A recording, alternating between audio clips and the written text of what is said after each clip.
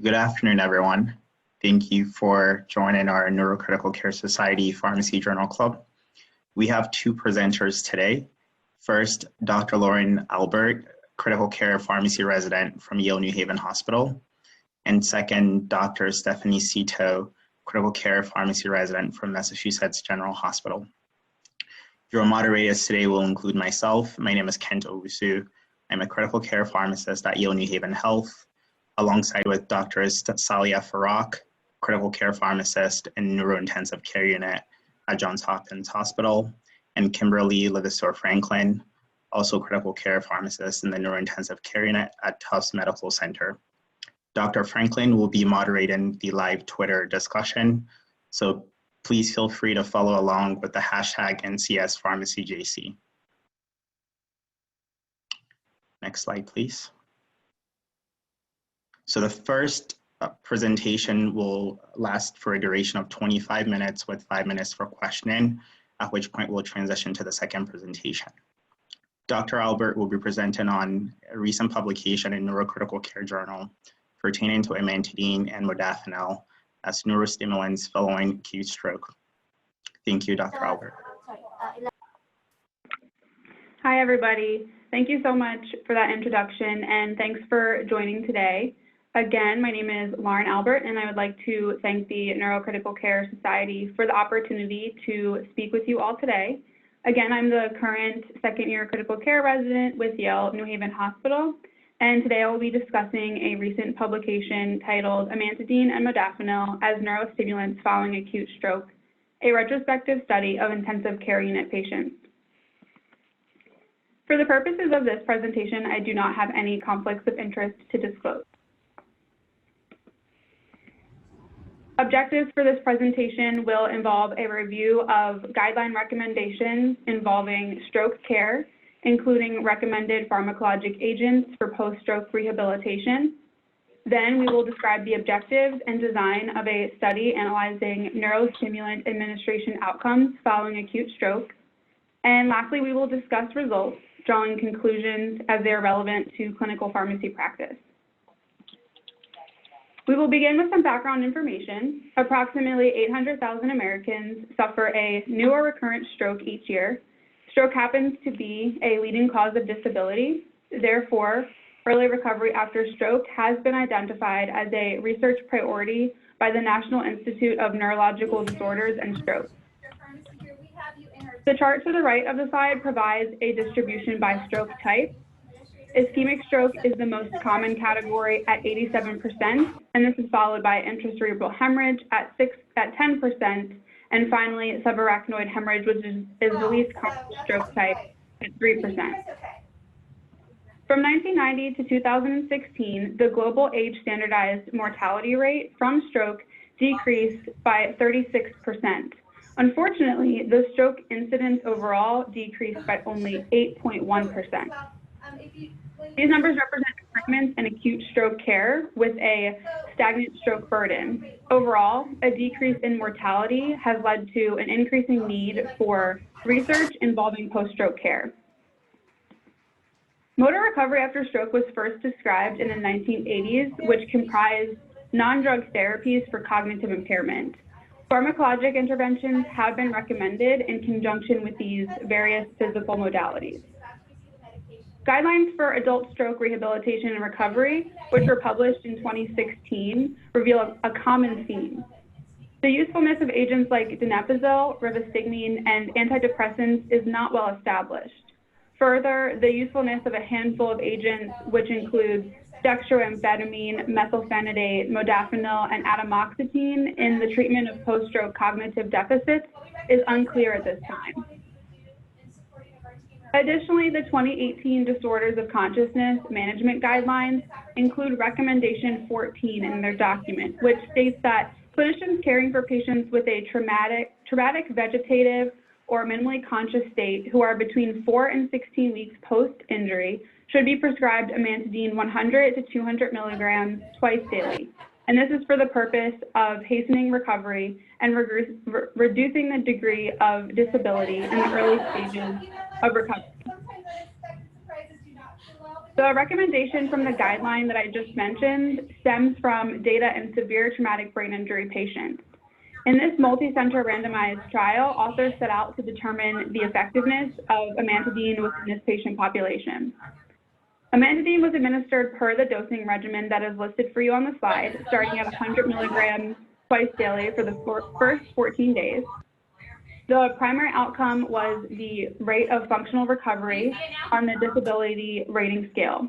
Authors found faster recovery in the amantadine group compared to placebo, and data from this trial really led to the acceleration with the use of this agent, specifically in the post-traumatic disorders of consciousness patient population. The following table depicts a handful of agents with potential use as neurostimulants, and these agents mostly possess mechanisms of action involving various neurotransmitters, such as methylphenidate, which will act on both norepinephrine and dopamine reuptake, for example. Dosing varies by agent, and depending on the drug, certain pharmacokinetic considerations are important, like renal dose adjustments with amantadine, for example. Regarding side effects, nausea and vomiting is typical across the board. Amantadine has been specifically implicated with possible seizure risk, and then methylphenidate, in addition to other amphetamines, can cause hypertension and tachycardia. For the purposes of this presentation, we will focus on both amantadine as well as modafinil. Amantadine is a synthetic amine that was first used as prophylaxis for influenza A, and it works by enhancing dopaminergic transmission with non-competitive inhibition of NMDA receptors. It reaches steady state in about 7 days and is 90% renally eliminated. In a systematic review of amantadine, visual hallucinations was the most common adverse effect across all studies, occurring in 2% of the population. Additional adverse effects included confusion, nightmares, and visual hallucinations, seizures, edema, and other antimuscarinic effects. Modafinil is a central nervous system stimulant that is used in excessive daytime sleepiness associated with narcolepsy. It works through the stimulation of alpha noradrenergic receptors to reduce GABA release. Modafinil does have a metabolite, and exposure can be increased in renal function impairment. Adverse effects of modafinil include dizziness, sleep disturbances, headache, anxiety, antimuscarinic effects, and skin rash, which can include more serious reactions like Stevens-Johnson syndrome. The most compelling data that we have for these two agents to date includes a systematic review during post-stroke care in which authors noted potential for improved functional recovery, but they did note that comprehensive studies are lacking. In this systematic review, which was published this year, shortly before the article that I'm about to discuss, administration practices were described in adults with stroke or traumatic brain injury. Outcomes included both cognitive and functional outcomes. Across 22 studies, these agents were noted to possibly improve cognitive and functional recovery in selected post-stroke patients. Across these publications, data for amantadine did include mostly non-randomized trials versus modafinil, which was limited to case series as well as case reports. Overall, the data comprised a majority of outpatient and rehabilitation facility patients, with the role in intensive care very limited. This brings us to our journal article, Amantadine and Modafinil as Neurostimulants Following Acute Stroke. And just as a reminder to the people listening to please mute your lines. The study objective for this trial, our study, aimed to describe both amantadine and modafinil administration practices during acute stroke care. They also set out to evaluate both the safety and effectiveness for both modafinil and amantadine. This study utilized a retrospective cohort design in acute stroke patients. These patients were treated in a 32-bed medical, surgical, and neurological intensive care unit, in addition to a 12-bed cardiac intensive care unit from December 2012 through July 2016. Patients were admitted with acute, non-traumatic intracerebral hemorrhage, ischemic stroke, or subarachnoid hemorrhage. In terms of inclusion criteria, patients had to be at least 18 years of age, and treated with either amantadine, modafinil, or both for at least 72 hours within an intensive care unit. Those excluded comprised patients that received either of these agents prior to their hospitalization, in addition to a host of other presenting features like admitted with a traumatic brain injury, cardiac arrest, encephalopathy, brain tumor, encephalitis, or a history of seizures. Dosing by agent is provided in the following table. These were the most common dosing regimens administered based on renal function. The most common dose for amantadine in a patient with stable renal function was 100 milligrams twice daily.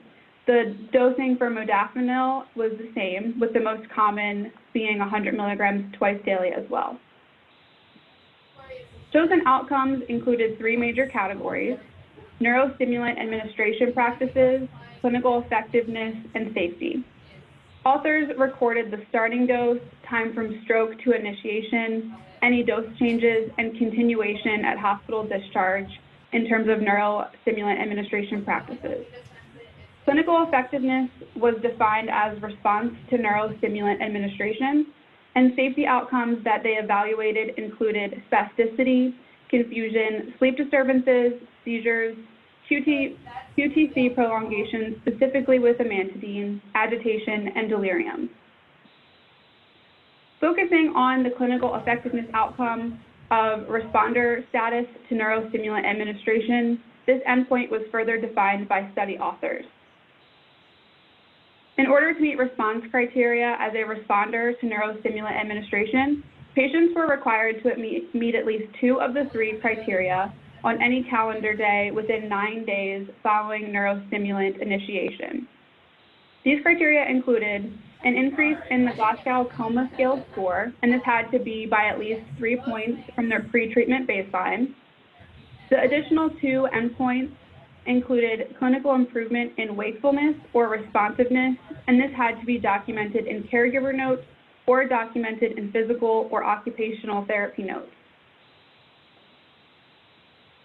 Regarding statistical analysis, descriptive statistics included continuous data, which was reported as a median with interquartile range. Categorical or dichotomous variables were reported as a number and a percentage. Hypothesis testing included response rates that were analyzed utilizing a chi-square analysis or a Fisher exact testing, and this was set to a p-value of 0.05. Moving on to our results, 205 patients were initially reviewed that received either agent, amantadine or modafinil. 118 of these patients were excluded, and the most frequent reason for study exclusion was due to a neurostimulant being used for an indication other than acute stroke. This was the case in 50 of the patients who were reviewed. A handful of patients also had a neurostimulant that was prescribed prior to hospital discharge. After exclusion, 87 patients underwent chart review, and of note, inconsistent data prompted a second review of the originally included 87 patients. Okay. And then there's possible orders. Following this chart review, 8 additional patients were excluded from the effectiveness analysis as they had received the drug for less than 72 hours. These patients were removed from the effectiveness analysis, leaving 79 patients in this group. These 8 patients that were excluded were still reviewed for the overall safety analysis. Baseline demographics for the patient population revealed a median age of around 66 years. The population was mostly male, with a 64% male population overall. 97% of the population was Caucasian. Of note, there was not a single female within the modafinil group. Baseline characteristics also included a breakdown by stroke type, which does match the distribution that we might expect, with intracerebral hemorrhage occurring the most frequently in the population at 47%, and this was followed by ischemic stroke at 33%, and then lastly by subarachnoid hemorrhage at 20%. Looking at the results for neurostimulant administration practices, this revealed that amantadine was the most commonly used agent in 82% of the patient cases. and these agents were initiated at a median of 7 days post-stroke. Administration times were variable, but were most often administered at 6 a.m. as well as 2 p.m. for twice daily dosing. Indications for the initiation of a neurostimulant was also collected, with the most common reason for initiation including somnolence in 77% of the patients. This was followed by patients that were not following command for 32% of the population, and then further followed by a lack of eye opening and a low Glasgow-Coma scale score. Doses were also increased in 21% of the patients at a median of 6 days following initiation. Delirium and agitation were the most common reasons within this study for dose reductions. Descriptive clinical outcomes included a breakdown of neurostimulant response by group. For those administered amantadine monotherapy, 55% of the total population met the defined response criteria. Within the modafinil group, not a single patient met response criteria, regardless of stroke type.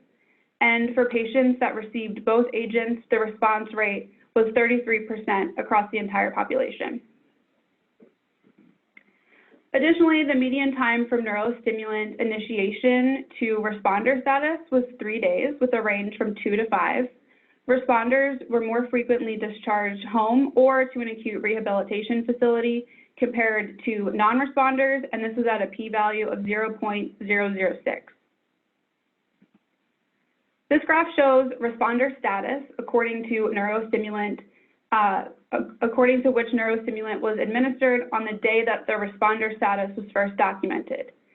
Of note, 42 patients met their response criteria overall, and this included 81% of patients that demonstrated a response within the amantadine group compared to 19% that received both agents. This graph shows us again that those in the modafinil group were never categorized as responders. Of note, intensive care unit length of stay was 14 days overall for the entire cohort. Length of stay happened to be the highest in the subarachnoid hemorrhage population. Overall length of stay within the hospital was 19 days, again with the longest length of stay at 24 days in our subarachnoid hemorrhage patients. Mortality was 6% overall, with the highest mortality in those presenting with ischemic stroke at 12%.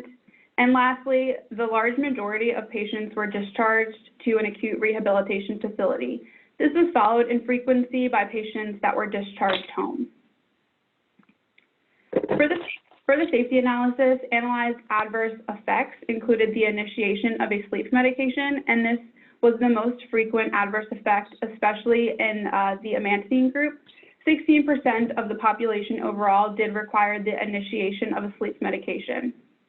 Both agitation and spasticity occurred in 10% of the population. New onset seizure that specifically required the administration of an anti-epileptic drug occurred in 5 patients, or 6% of the total population. 3 of these patients that developed a seizure presented with an intracerebral hemorrhage versus 2 that presented with an ischemic stroke. This led to drug therapy discontinuation in 1 patient within the amantadine group, and the remaining 4 patients did have continuation of their neurostimulant. Side effects such as overstimulation, delirium, confusion, and anxiety occurred fairly infrequently. Authors discussed that among 42 responders, the median time to response was 3 days. There is also uncertainty regarding the appropriate effectiveness measure to assess response to neurostimulant agents. Author stated limitations include a lack of calculation due to the paucity of data. There were also utilization of caregiver notes, as well as no placebo-controlled comparator group. Lastly, a change in neurostimulant agent was allowed with the assessment of clinical response to the new agent in the subsequent 24 hours. To conclude, authors state that the initiation of neurostimulants during the acute care of patients admitted with an ischemic stroke, intracerebral hemorrhage, or subarachnoid hemorrhage is potentially associated with improved wakefulness. Responders were more frequently discharged home or to acute rehabilitation, and it should be noted that overall, these results are hypothesis generating in nature. To further critique this trial, this is the largest study within the acute setting for post-stroke patients that we have, with hypothesis-generating conclusions. Additionally, the inclusion of a GCS score within the responder definition allows for an objective finding widely used within the acute care setting. Some limitations include this study's dependence on a manual chart review, which could have led to bias or other data collection errors. There was also the lack of the placebo-controlled comparator. We also have to question the study's external validity as well as applicability to larger populations, especially given the majority Caucasian male population. Lastly, the reporting of adverse effects is challenging to compare to other studies given the lack of data on this topic. Of note, the rate of seizures for this study was 6%, which is much less than a rate of 16.6% that was reported in one study, but we must note that this study was low quality evidence with an N of just 12. Although this incidence of 6% was closer to the frequency within our 2012 systematic review that we reviewed for these agents. Lastly, applying these results to clinical practice must involve the understanding that these results are hypothesis generating in favor of amantadine versus modafinil for post-stroke ICU care. Assessing clinical effectiveness in this patient population is challenging, and the appropriate endpoint does require further investigation. Additional randomized trials are necessary, and it is unclear if patients administered neurostimulants would be more likely to be discharged home versus an acute rehabilitation facility. In summary, decreased mortality following acute stroke necessitates an increased focus for post-stroke care as well as rehabilitation. There is also a paucity of data defining the role of neurostimulant use within the intensive care setting, and amantadine can be initiated post-stroke in order to promote recovery, including wakefulness. Thank you everybody for listening to my presentation, and I'm happy to take any questions that you might have. Thank you, Dr. Albert, for a fantastic presentation. We'll open it up for questions, starting with the initial question from the feed here by Dr. Hamilton. And the question, Lauren, is what was the most common medication used for sleep? Was it trazodone versus melatonin or other agents that were used in the setting that may be potentially interesting to touch on? Yeah, that's a great question. Thank you so much. Unfortunately, this just doesn't seem like it was something that they reported on.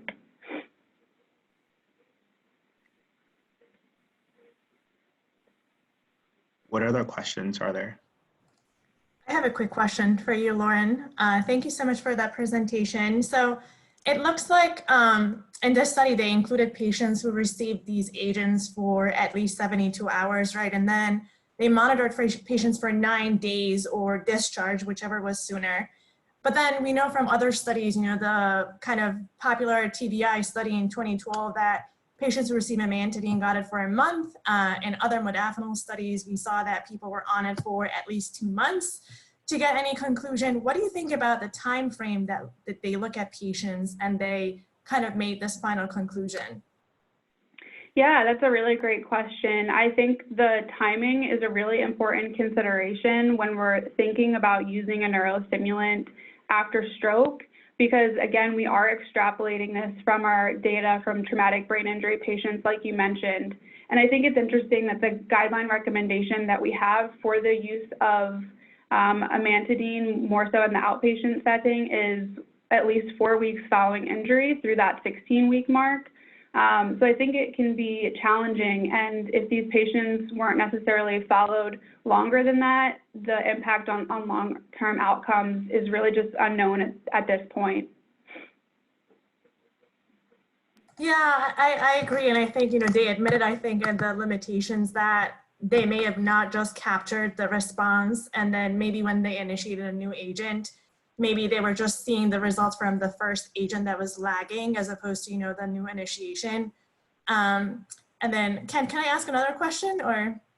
Yes, go ahead. We have some time for additional questions. So after your question, there's another one that we should probably get to from the chat. Sure, and it looks like, you know, in the field of neurostimulation, there's a lot of interest in combination of therapy because the idea is that you are basically facing different damages in the brain, and one drug with one mechanism of action may not be ideal. Obviously, this study wasn't really promising that 2 agents was better than one, but what other combinations do you think, based on your research, may be a more effective combination than the one that was studied here or reviewed here? You know, that's also a good question. I know there are some ongoing trials for the use of amphetamines that may or may not make us feel more comfortable with some of the hypertension and tachycardia that we would see with those agents.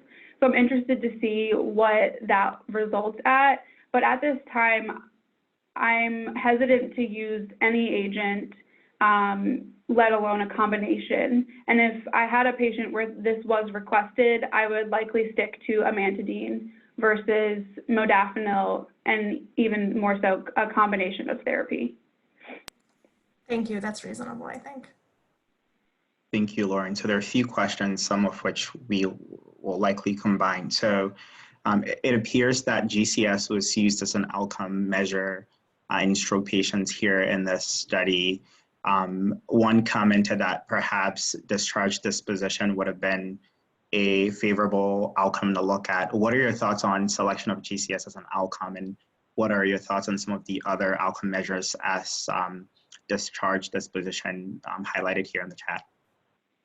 Yeah, thank you so much. It's a really interesting point, because with our TBI data, especially that trial from 2012, they did include the disability rating scale, but I think it would be really hard to apply that to the inpatient setting. And there are also other smaller studies in traumatic brain injury patients where they utilized GCS in order to assess their outcomes. With stroke patients, I guess we could also consider things like an NIH stroke scale, more in the acute setting. And then we have a modified Rankin scale that may help us in terms of more so functional outcomes.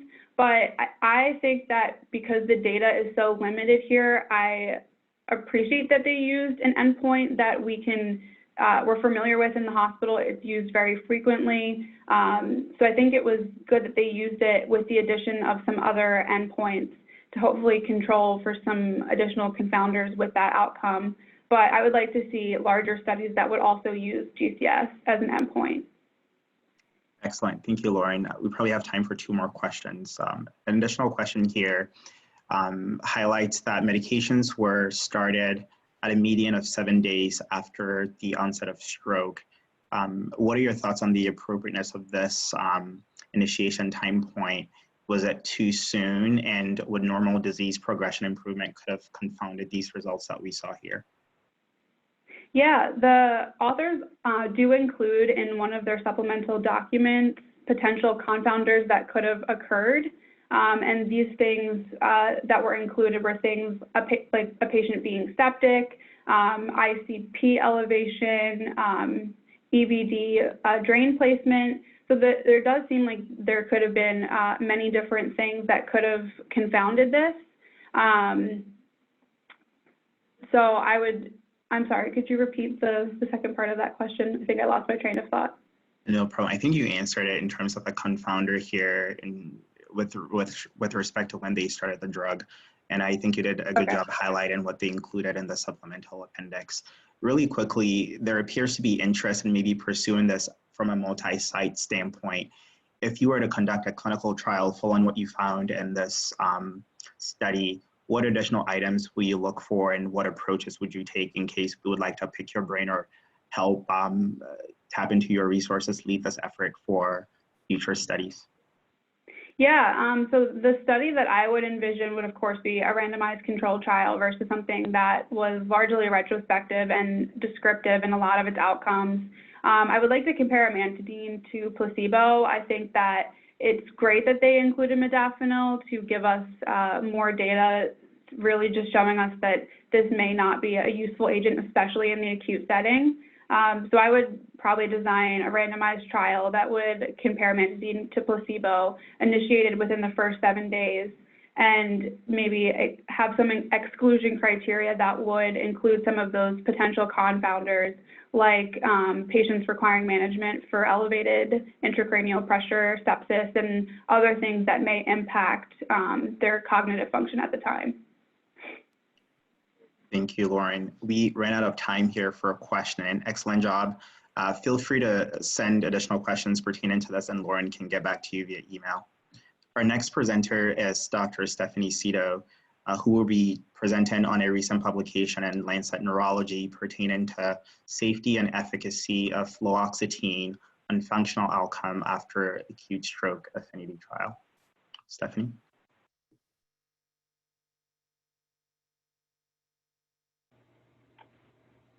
Thank you so much for that introduction. Give me 1 second. All right, as stated, my name is Stephanie Seto. I'm the PGY2 Critical Care Pharmacy Resident here at Massachusetts General Hospital. And today I'm very excited to share and discuss with you all the safety and efficacy of fluoxetine on functional outcome after acute stroke, otherwise known as the AFFINITY trial, which was published in Lancet Neurology in August of 2020. I'd like to state that I have no financial disclosures or conflicts of interest related to the content of this presentation. First, going into some background, stroke is a leading cause of long-term disability and affects approximately 14 million people worldwide every year. Following acute stroke, major management goals include reducing secondary brain injury and promoting maximum functional recovery. Presently, the cornerstone of treatment for recovery after stroke is neurorehabilitation, in which behavioral training is provided through cognitive, speech, occupational, and physical therapy. However, due to the enormous burden of stroke on disability-adjusted life years worldwide, there has been an increasing interest in the use of pharmacologic agents to enhance stroke recovery. The brain's response to stroke involves a complex series of spatial and temporal dynamic changes at the molecular, cellular, and functional levels. These can be divided into the acute, subacute, and chronic phases of recovery. The acute phase involves neuronal excitotoxicity and cell death within the infarct core and peri-infarct regions. And in the days to weeks following the acute phase, the subacute phase consists of heightened neuroplasticity, during which the brain undergoes many changes in response to intrinsic and extrinsic changes. This leads into the chronic phase, in which spontaneous biological recovery ends with stabilization of post-stroke behavioral and functional deficits. Among the agents that have been explored for pharmacologic enhancement of stroke recovery, the selective serotonin reuptake inhibitors have been of great interest in recent years. SSRIs are widely used in the treatment of various mood disorders and are often used to manage emotionalism after stroke. Of the SSRIs, fluoxetine is the most widely studied in the setting of functional recovery after stroke, mainly attributed by its wide availability in many countries. Animal models have shown that SSRIs influence numerous biological processes involved in learning, memory, neuroplasticity, and this includes an increase in brain-derived neurotrophic expression, as well as decreased extracellular concentrations of GABA. There are many other mechanisms by which fluoxetine is hypothesized to enhance stroke recovery. Fluoxetine modulates neuronal excitability in both the ischemic core and the penumbra, which is the area surrounding the ischemic event. Through its modulation through brain-derived neurotrophic factor, fluoxetine is hypothesized to increase axonal sprouting in the hippocampus, which leads to dendritic growth. This also leads to the enhancement of endogenous neurogenesis and neuroprotection. It's also hypothesized that fluoxetine may assist in the process of angiogenesis or formation of blood vessels within the ischemic core. Let's now review some of the literature assessing fluoxetine in stroke recovery. The 2011 FLAME trial was the first study that gained excitement for the use of fluoxetine in stroke. This is a randomized controlled trial conducted in 9 stroke centers in France in patients who had suffered from acute ischemic stroke within 5 to 10 days of onset. The primary outcome of this study was motor recovery as measured by the Fugl-Meyer Motor Scale. And the Fugl-Meyer Motor Scale is a validated tool for assessing the degree of motor disability following stroke. The FLAME trial showed a greater improvement in the Fugl-Meyer Motor Scale score at 3 months compared to placebo. However, one of the main limitations of this trial was its small sample size of only 118 patients. As a result, the FOCUS and EFFECTS trials attempted to look at the utility of fluoxetine in a larger patient population with a more global assessment of functional outcome using the modified Rankin scale. These two studies were conducted in different patient populations with the same goal of determining whether fluoxetine for 6 months after stroke resulted in improvement in the ordinal modified Rankin scale score. Both trials found no difference in the MRS score or in functional recovery at 6 months. However, there was a trend towards lower rates of new depression. This didn't come at a cost, as patients in the fluoxetine group also experienced a higher rate of bone fractures and hyponatremia. So where does that leave us today, and what is left unanswered? The AFFINITY trial was a part of an international collaboration along with the FOCUS and EFFECTS trial, designed to examine the effect of fluoxetine for recovery after stroke in a variety of different countries. While the FOCUS trial examined this effect in the United Kingdom and the EFFECTS trial looked at patients in Sweden, the AFFINITY trial aimed to investigate this hypothesis in a more ethically diverse patient population in New Zealand, Australia, and Vietnam. The aim of the AFFINITY trial was similar to FOCUS and EFFECTS in trying to answer the question, is a 6-month course of oral fluoxetine safe and effective in improving functional outcomes in a patient population of a different ethnic background? AFFINITY was a randomized, parallel group, double-blind, placebo-controlled trial, which was conducted in 43 hospital stroke units in Australia, New Zealand, and Japan. Recruitment began in 2013 and concluded in June 2019 and was funded by grants from charitable organizations and government funding bodies. Who was eligible for inclusion in this study? Patients who were greater than 18 years of age with a clinical diagnosis of acute stroke within the previous 2 to 15 days, as well as brain imaging consistent with ischemic or hemorrhagic stroke. Patients were also required to have a persisting neurological deficit producing a modified Rankin scale score of greater than or equal to 1. In terms of exclusion criteria, the investigators excluded patients with any definite indication for fluoxetine, and also those who were unlikely to be available for follow-up during the subsequent 12 months. They also excluded patients who had other life-threatening illnesses, making 12-month survival unlikely, as well as women who were pregnant, actively breastfeeding, or of childbearing age and not using contraception. The investigators also had a slew of investigator contraindications to fluoxetine, which included a past medical history of epilepsy, bipolar disorder, drug overdose, recent initiation of a medication that could interact with fluoxetine, evidence of hepatic impairment defined as an ALT greater than 120, evidence of renal impairment defined as the serum creatinine greater than 2, or an estimated GFR less than 30, as well as hyponatremia defined as a serum sodium less than 125 millimoles per liter. Patient baseline characteristics were entered into a centralized web-based randomization system, which randomized patients 1-to-1 to fluoxetine 20 milligrams daily versus placebo for 6 months. Randomization between treatment groups was balanced based on 4 predictors of the modified Rankin scale score. And these 4 predictors of MRS score included time after acute stroke onset, presence of a motor deficit, presence of aphasia, as well as probability of survival-free dependency at 6 months. Following randomization, patients were assessed at 1 month and 3 months by investigators in the hospital, outpatient clinic, via telephone or email, or by the study nurse at the patient's residence. At 6 months, patients were reached out to by a postal questionnaire or telephone reach out. The primary outcome was functional status as measured by the modified Rankin scale after 6 months after randomization. The modified Rankin scale is a commonly used scale for measuring the degree of disability or dependence in daily activities in patients who have suffered from a stroke. Scores range from 0 to 6, with a score of 0 to 2 indicating a relatively good outcome, and scores of 3 to 6 indicating a poor outcome of functional recovery. Results in this trial were reported as the ordinal value of the modified Rankin score at 6 months. Secondary outcomes were also evaluated at the 6-month follow-up. Of the secondary outcomes, overall health status is assessed using the stroke impact scale. This is a 59-item patient-reported outcome measure which covers 8 domains, including strength, hand function, mobility, activities of daily living, memory, communication, motion, and handicap.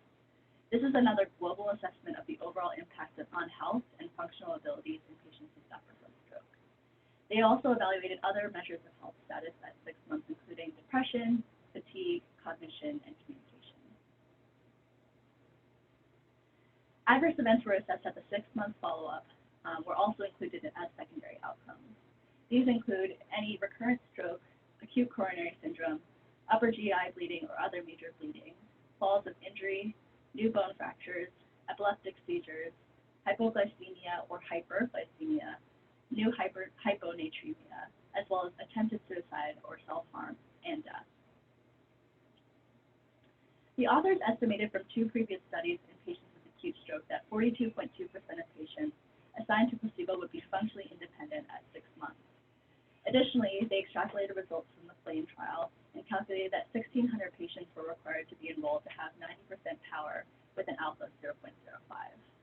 This was also under the assumption that up to 10% of patients would drop out before the final follow-up.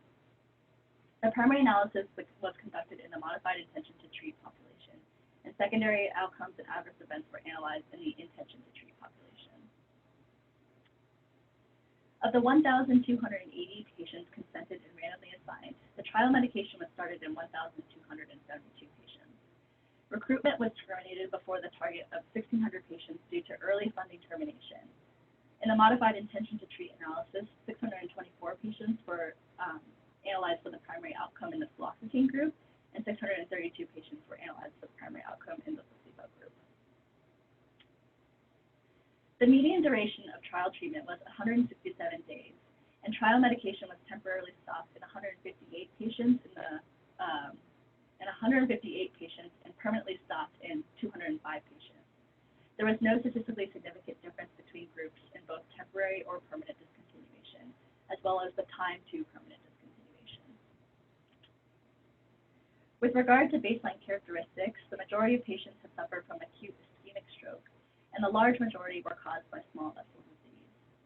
The median NIHSS score was similar between the fluoxetine and placebo groups, with a median score of 6 in both.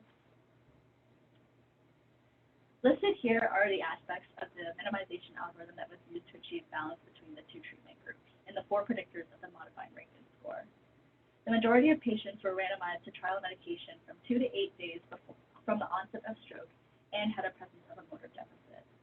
In addition, about 70% of patients were able to lift arms off the bed, and 86% of patients were able to talk and were not confused. 44% of patients were able to walk at the time of randomization as well. The median probability of survival-free dependency was similar between groups, being 0.57 in the fluoxetine group and 0.55 in placebo. Between both groups and across the ordinal scale of the modified Rankin scale, the authors found through their analysis that there was no difference in the primary outcome of modified Rankin scale score at 6 months. As we can see from this figure, the distribution of the modified Rankin scale score was similar between groups, with slightly more patients in the placebo group having a score of 2, but this was not statistically significant. I apologize for the low resolution figure on this slide, as this was taken from the supplemental appendix of the trial, but displayed here is the subgroup analysis of the primary outcome across pre-specified subgroups. The overall odds ratio of 0.94 for the primary outcome was consistent across all pre-specified subgroups, and there was no significant interaction or heterogeneity by country of randomization, age of the patient, or any of the 4 minimization variables, including time from stroke onset to randomization, motor deficit, presence of aphasia, or probability of being alive and independent at 6 months. Among the secondary outcomes, there was a trend towards a reduction in new depression and improved mood based on the PHQ-9 score with fluoxetine. However, this was not statistically significant. There was also no difference in cognition between the groups. Additionally, although they used a different scale than the FLAME trial, there was no difference in motor recovery component of the stroke index scale, which contrasts the results of the FLAME trial. The only domain of the stroke index scale where there was a difference was an improvement in mood and emotional control in the fluoxetine group compared to placebo. There was also no difference in fatigue or health-related quality of life.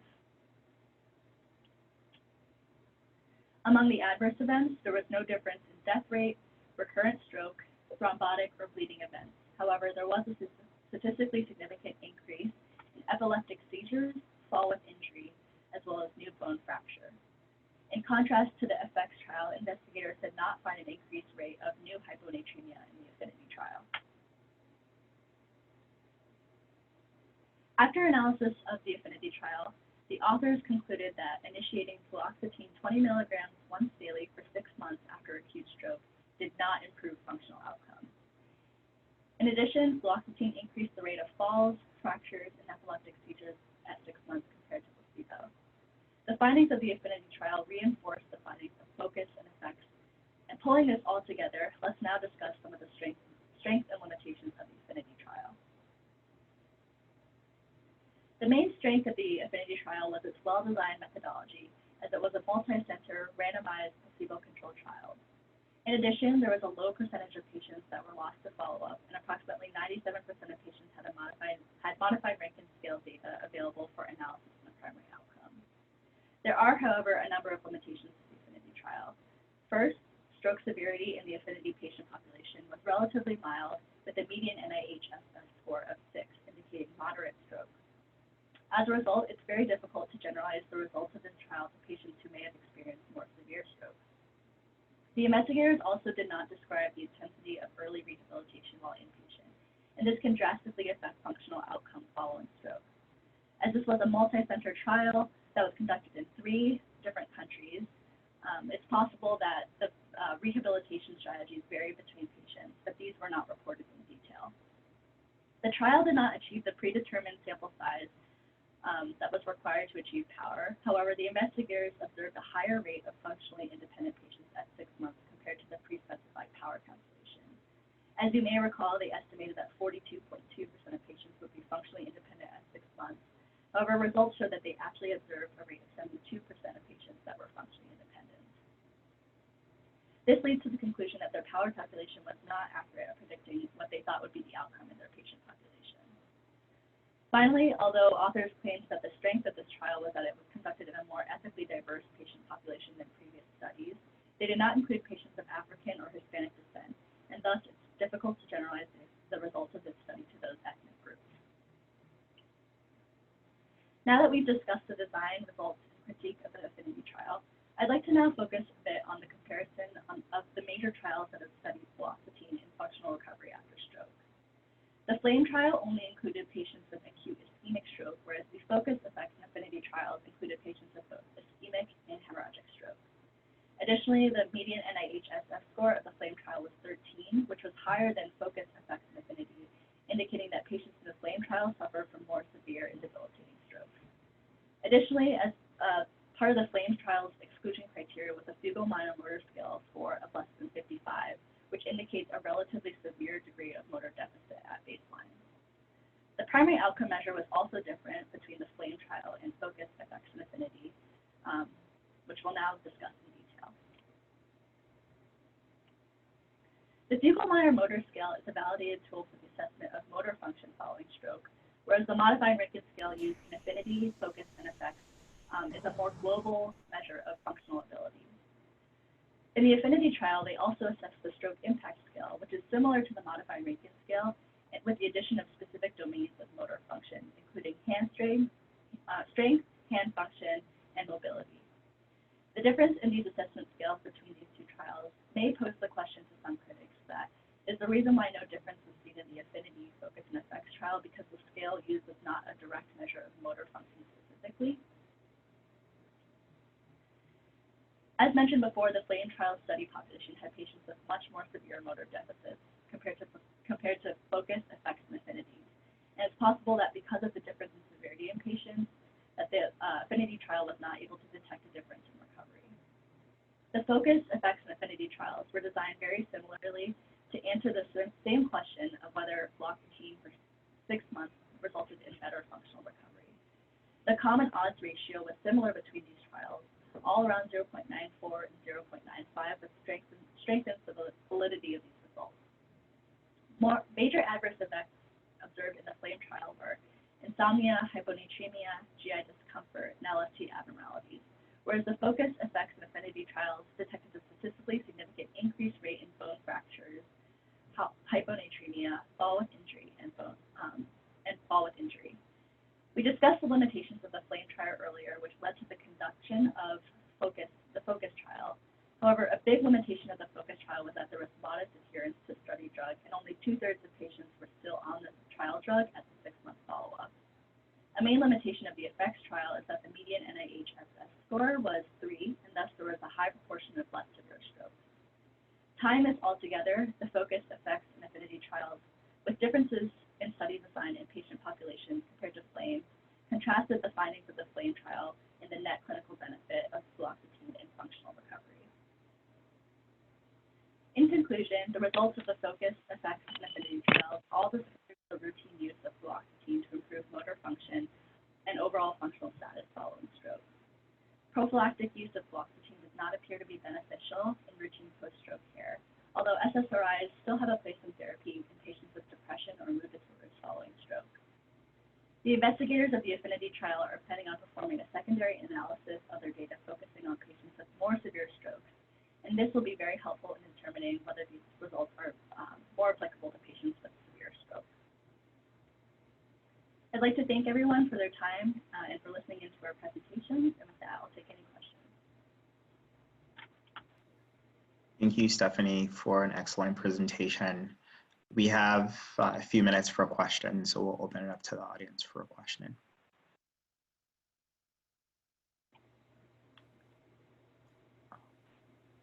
Stephanie, I could start. And this is basically stealing a question that I saw on Twitter. So a provider questioned the rationale for studies using fluoxetine as the SSRI of choice. So you highlighted excellently the different trials that have been done since the initial FLAME trial, I think, almost 10 years ago. What are your thoughts on why fluoxetine is the agent that continuously is selected versus other agents, perhaps within that same class or maybe other antidepressants, for example? That's a great question, thank you. I think a lot of the interest in fluoxetine actually stemmed from the FLAME trial, as they were kind of like the big trial that looked at fluoxetine for functional recovery or motor recovery after stroke. And I think that the trials that have subsequently been conducted after the FLAME trial have tried to replicate the results that were found in the FLAME trial. So that may be a reason why fluoxetine is the most well-studied.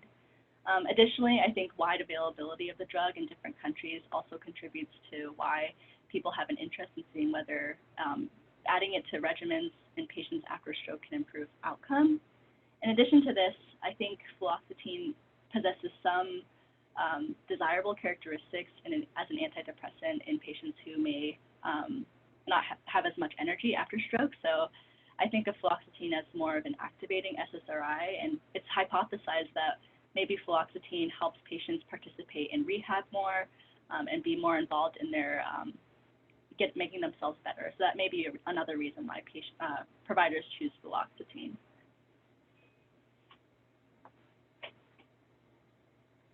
There's another question here, but as a follow-up to that, specifically the provider was concerned that fluoxetine may not be ideal because of the significant drug-drug interactions it presents in the setting of other therapies that we know are commonly prescribed in stroke populations, such as antiplatelet therapies. Can you comment on that?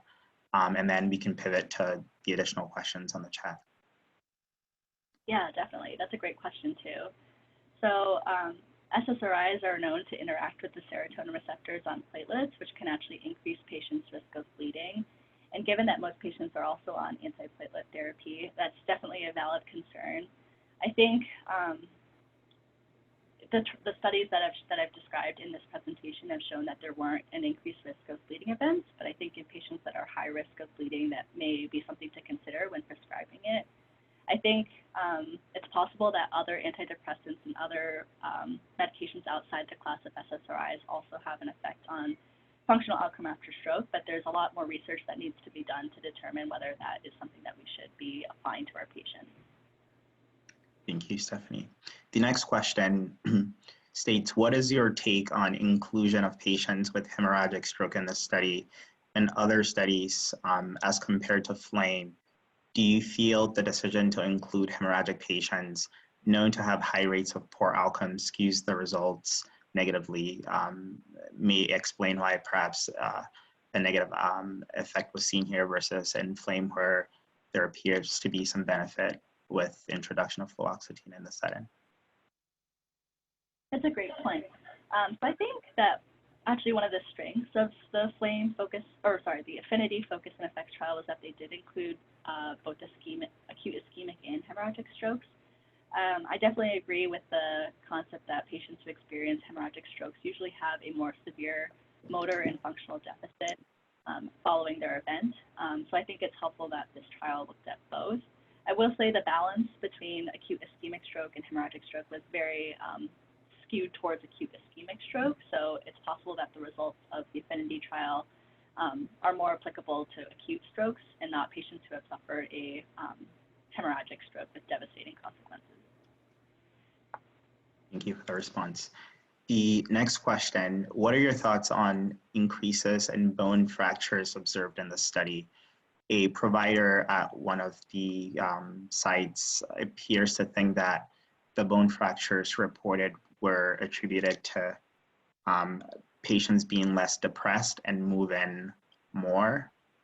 What are your thoughts on that assertion? Great question.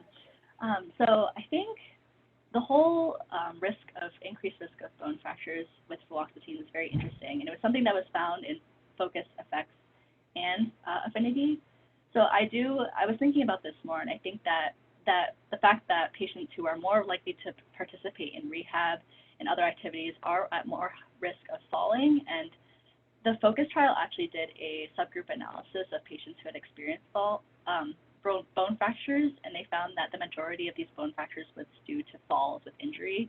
So I think given that patients who are on this therapy may be more inclined to participate in therapy may increase their risk of falling and bone fractures. That being said, there are some pieces of literature out there that have looked at the exact mechanism by which fluoxetine may induce bone fractures. And it's actually hypothesized that selective or serotonin receptors are present on osteoblasts. And when we use SSRIs, we actually decrease the ability of osteoblasts to form bone. So from that perspective, I think mechanistically the risk is still there. I think when I think about which patients I would recommend putting on fluoxetine, I think it's kind of a question of what do you think their functional status will be after they go to rehab? Will they be high risk of falls? Are they already calcium or vitamin D deficient? I think all those things are really important to think about when considering putting this therapy on patients. Thank you, Stephanie, for that great presentation. I think I have one last question for you, if there's time. So, as you said, and a great comparison of all the trials, I think after FLAME, all of us in practice saw a big increase in fluoxetine use. And at least in my institution after FOCUS, there was a lot of emphasis on screening patients for, depression and then starting patients if only they're, depressed. But Affinity came out recently showing that there may be better rates of depression, but it didn't reach statistical significance. It showed that there is more fractures that we talked about. There is more actually seizure risk.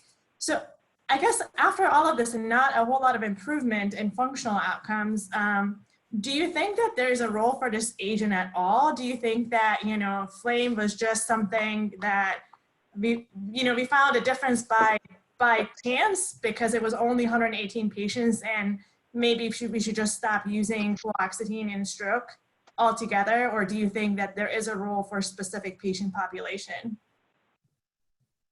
Great question. I think my personal take on both FLAME and as well as Focus, Effects, and Affinity is that there potentially is a role, and I think I'm more on the side of if a patient has another pressing indication for an antidepressant or an SSRI, then it would make me more likely to want to prescribe fluoxetine or recommend fluoxetine in those patients, kind of as like killing two birds with one stone and maybe getting some sort of functional impact with fluoxetine. I think given that the FLAME trial was looking at more severe patients with a very severe motor deficit at baseline, I think potentially there might be a role for patients who have like a really low Fugl-Meyer motor scale and that their specific deficits after stroke are motor dysfunction. But at the same time, I think it's important to weigh like the whole picture of the patient and whether their risk of adverse outcomes either maybe outweighs the benefit of fluoxetine in their functional outcomes. Thank you, Stephanie. We're out of time for questioning, but just to remind everyone, the session is being recorded and will be posted online by NCS. So feel free to keep the conversation going on Twitter. Remember the hashtag is NCSPharmJC. The next NCS Pharmacy section will be in December. Thank you to Drs. Albert and Cito for an excellent presentation, and our moderators, Dr. Farag and Franklin, for excellent engagement. Thank you all for tuning in. We'll look forward to connecting again in December. Be safe.